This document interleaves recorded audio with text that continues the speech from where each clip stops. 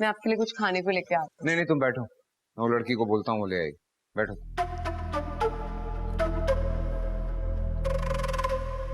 कैसा सड़ गया वो। समझाएं इसे पापा, समझाएं इसे, या तो इस घर में ये रहेगा या मैं। रोहेल कैसी बातें कर रहे हो? वो अगर बेवकूफी से काम ले रहा है, तुम तो अकल से काम लो। अम्मी आप सोच रही हैं कि आप क्या कह रही हैं? मुंतहा की माँ क्या सोच रही होगी कि उसकी बेटी पे इतना जुल्म होता है इस घर में? और जो उनकी बेटी ने इतना बड़ा नुकसान किया मेरी गाड़ी के साथ, वो तुम्हारे पास क्या सबूत है इस बात का कि ये मुंतहा ने किया है? क्यों इल्जामात लगाते हो तुम हर बात का मेरी बीवी के ऊपर, सिर्फ इसलिए कि वो तुम्हारी असलियत जान गई थी? रोहेल भाई, आप भी बहुत जल्दी जान जाएंगे उसकी असलियत। जुबान को लगाम दो। इमाद, तुम हद से बढ़ते जा रहे हो। मैं तो खुद आजकल इतनी शर्मिंदा हो रही थी रूही के सामने। जिसे शर्मिंदा होना चाहिए वो ढीठों की तरह सामने खड़ा हुआ है। पूछे इससे क्या चाहता क्या है ये? नहीं तो आप हमारे पीछे क्यों पड़े हुए ना? पहले जाके अपनी बीवी से पूछे कि वो क्या चाहती है। इमाद, अगर अब तुमने मुंतहा के ऊपर कोई कमेंट किया तो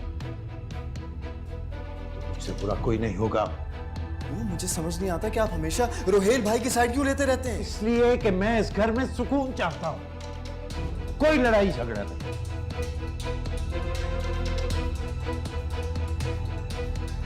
तुम्हें अगर इस घर में कोई मसला है ना, तुम जाओ अपना कोई बंदोबस्त कर दो, मुझे कोई एतराज नहीं होगा। ये किस तरह की बातें कर रहे हैं आप? मैं कहां जाऊंगा? क्यों? तुम्हारे ससुर ने तुम्हें गाड़ी लेके दी है तो घर भी लेके दे सकते।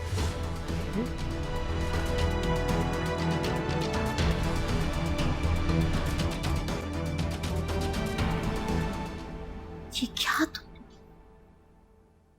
बहुत बदतमीज हो गया है ये। रोहेल, तुम भी जरा तहम्मुल से काम लिया करो, बड़े भाई हो उसके।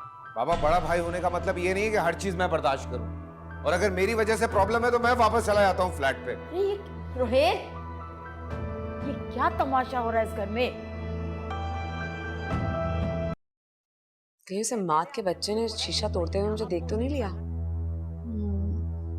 नहीं नहीं, अरे देख लेता तो वहीं तुम्हारा मुंह ना तोड़ देता, वो खामोश रहता। ऐसे कैसे मुंह तोड़ देगा मेरा? मैं ना मुंह तोड़ दूं उसका? नहीं, पता है मुंता। मेरी बात सुनो, तुम्हें तमीज नहीं है? कितनी दफा बोला है नॉक करके आओ, समझ में आती ही नहीं है एक बात। मुंता सिर्फ चाय, अरे कबाब कहाँ गए? तुम्हारे दंगल में ना कबाब हाथ से निकल गए। ओ भाई, जाओ जाओ कबाब लेके आओ, वरना एक हफ्ते तक मुझे ताने सुनने पड़ेंगे। जाओ। भूख लगे जा रही है मुझे। तो ये बताओ, पैसों का कुछ बंदोबस्त हुआ? सिर्फ 15 दिन है हाथ में। आप ठीक है, पहले मुझे 1 महीने का बोला, अब मुझे 15 दिन का बोल रही। कहाँ से लाऊंगी मैं इतने पैसे? मुझे नहीं पता, बस लट जाएगा हाथ से। मुंता, बहुत बहुत मुसीबत हो रही है। ठीक है, ओके। क्या हुआ रोहेल? क्या कहा पापा ने?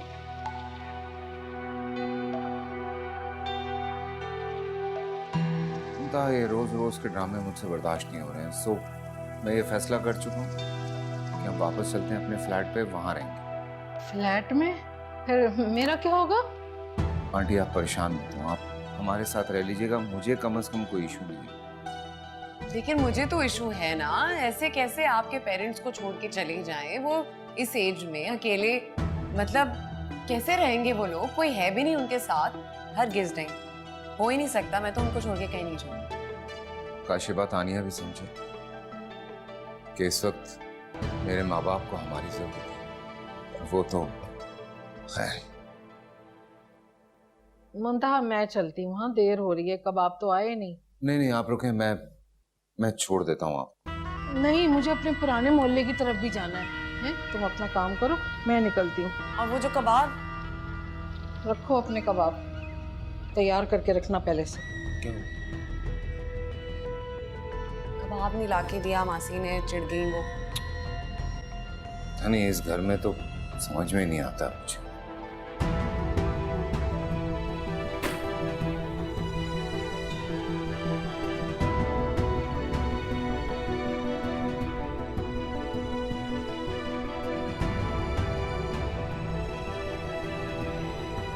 कहीं जा रहे हो तुम? मैं नहीं जा रहा, हम दोनों जा रहे हैं घर छोड़ के। सुना तुमने? लेकिन क्यों इमाद? क्योंकि मैं उस लड़की को और बर्दाश्त नहीं कर सकता। खुल्लम खुला प्लानिंग कर रही है, दुश्मनी शुरू कर दी है उसने। रिलैक्स करो, क्या हो गया? हम जाएंगे कहाँ? अल्लाह मालिक है यार। मेरा एक दोस्त है सिकंदर, 1-2 दिन के लिए चले जाएंगे उसके घर। कैसी बातें कर रहे हो तुम? मैं तुम्हें हरगिज ये फैसला नहीं लेने दूंगी।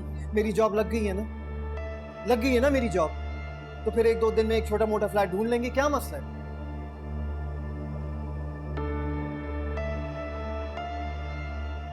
ये इतना आसान है नहीं जितना तुम समझ रहे हो।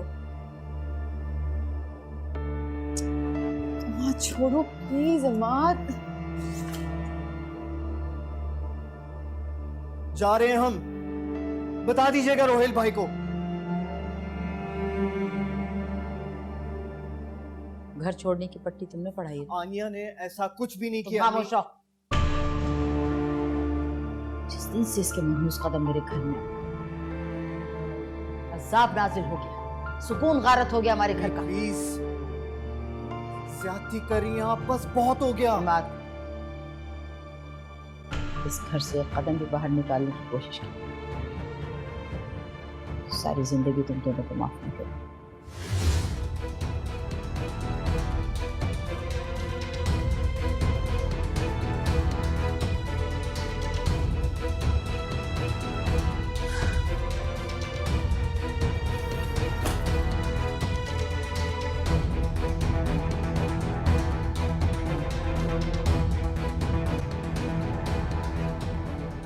जल्दी चलाएं, क्लिनिक ना बंद हो जाए डॉक्टर आलिया का। पता नहीं क्या सवार हो गया तुम्हारे दिमाग में। आपकी बेटी ने तो साफ इनकार कर दिया डॉक्टर के पास जाने के लिए, तो फिर कम से कम मैं ही अपने दोस्त को मशवरा करके दे देती हूँ उसके लिए मेडिसिन।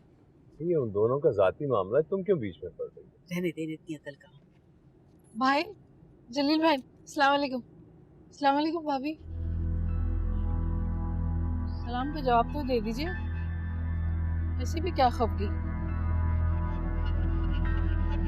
बात तो कर ले मुझसे एक दफा प्लीज।